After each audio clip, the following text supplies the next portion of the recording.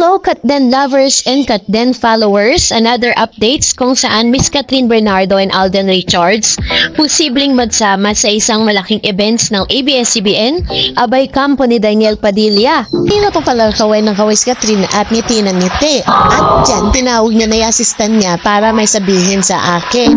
Dahil mabait tayong tao, siyempre pinagbigyan natin yung request niya at ng assistant niya na mag-picture sa akin. Yan, no? Diba? Kitang-kita niyo naman na siya pa yung bababa papunta sa akin. Wow, diba? Panis kayong lahat. Halata naman na gusto niyo talaga magpapicture sa akin. Di naman lumapit pa nga siya at ako na lang nahihiya talaga dahil siyempre, kailangan ng security namin yung mga sikat. Eh, sabi ko sa kanya na medyo layo ka na konti para hindi naman nakakailang. Ay, nasa stage kasi nahanap na siya. Bigla ko naman napansin to si Uge na tinatawag ako at parang may gusto sabihin. Parang nainggit siya dahil nagpa-picture sa akin si Catherine.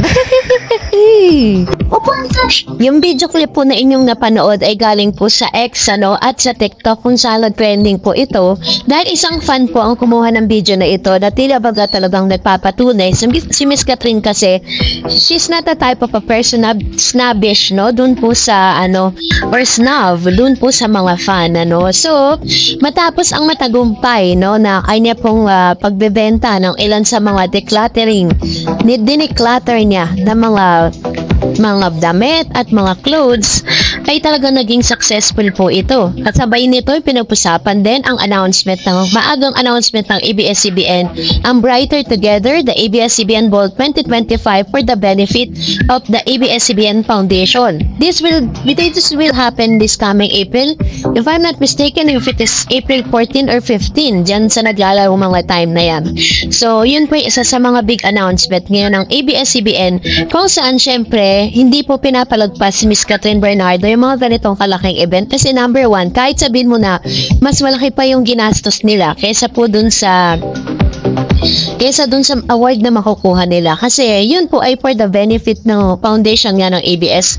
So inaasahan din po ng marami na itong si Mr. Alden Richards ay present dito sa ABS-CBN Ball dahil according po sa news ay bibigyan po ng special award itong si Catherine at si Mr. Alden Richards for having a most watched or pinakamalaking kinita na movie, yung kanila pong Hello Love Again.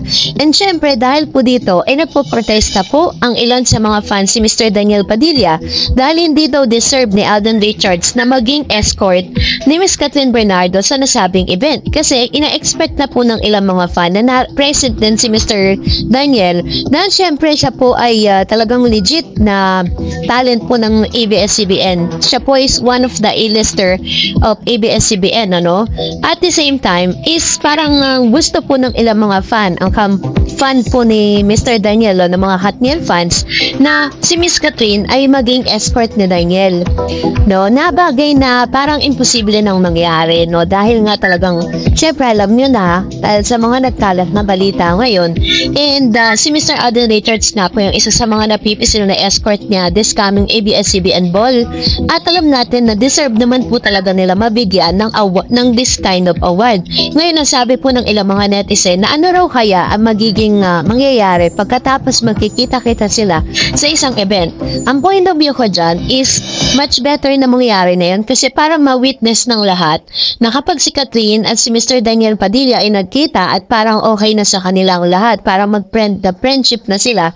Ang isang babae kasi, once na parang open na siya na mapag-usapan, open na siya na makita yung isang taong nanakit sa kanya, ibig sabihin nun, totally healed na siya. Ibig sabihin, naka-move on na siya. Ibig sabihin, wala na talaga siyang feelings para dun sa lalaking yun. Ganun po kasing mga babae, diba? Feeling ng isang babae na kapag kaya mo na siya mapag-usapan, kaya mo na siya makita, ibig sabihin nun, is talagang move on ka na, move forward ka na. And wala rin naman po masama si Mr. Alden Richards ang mapili ni Miss Catherine Bernardo na maging escort niya this coming ABS-CBN Ball. Yun po ay magiging posible kung papayagan po siya ng GMA na umattend dito po ABS-CBN Ball. Pero I think hindi naman po magiging problema yon sa GMA kasi collaboration po nila yan at deserve din naman ni Alden Richards na kilalanin bilang isa sa mga highest top grossing film actors of the year, diba? Na parang deserve naman naman ni Alden dahil pinaghirapan naman nilang dalawa yun ni Miss Catherine Bernardo. So, ang wish nga sana natin lahat na matuloy ito at talagang matutuwa po ang lahat ng mga Katnen fans. Abang-abang lang tayo for that. And dahil dyan, narito naman ang ilan sa mga comment reaction po ninyo patungkol naman sa ating latest updates. Let's start off with Miss Razona Marie Olga. Sabi niya, simula nung kasama mo si Alden, palagi kang papanggap na buntis habang nagpi-physical activity ka pa. Tapos ngayong peking pagbubuntis na ito, hindi ka pa nanganganak. O, pat 2019 na namin, alam na in love ka talaga kay Alden. Hinayaan ka namin tumira sa kanya. Kasal ka na sa kanya since 2024, June, September, and now kasal ka pa rin. Ano daw? Wala pong ganyang balita. Kaya nga pina-fact check natin yung patungkol sa pagbubuntis na yan dahil hindi mamatay-matay ang tissue na yan. At hindi rin po totoo na may kasalang laganap na. Ba yan? Yan sabi ni Miss Divine, is love a crime? How does one choice become a problem to others?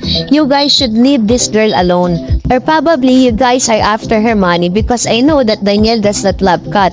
And Kat knew it. Please let her have peace. Ayan. So ito yung kanyang komento with regards to this. Kasi totoo naman ang dami pong na gustong manghimasok sa buhay talaga ni isang Catherine Bernardo, no? Dahil talagang grabe po.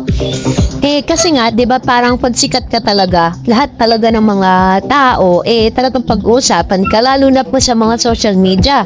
Sa Twitter, sa Instagram, sa Facebook, lahat po yan. Sabi ni Miss Geraldine, Ma'am Dareds, nung ma-interview si Alden sa program ni Boy Abunda, alam ko nga, sabi niya, ang totoo palagay ko naligo na si Alden nung after party nila sa HNA, nung magkasama sila sa Stardust. Siguro, hindi pa sinagot ni Kat hanggang ngayon si A.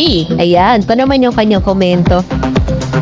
Actually po, yung mga ventong mga bagay kasi, sabi ko nga sa inyo, tanging yung mga nakikita kasi natin, diba, parang yun yung mga pinaka-love language po na pinapakita nila. That is the confirmation that there's something between them diba, parang yun yung makapagko-confirm. Sabi nga, action speaks louder than words, diba, kahit hindi pa man nila aminin ang patungkol sa mga bagay na ito. But I think na alam natin na nasa right track po tayo, nasa tamang paniniwala tayo. And sabi ko nga sa inyo, the only thing that erases, no, ang pwede lang makapagpabura dun sa paniniwala na yun kapag pumami na sila or nagsalita na sila.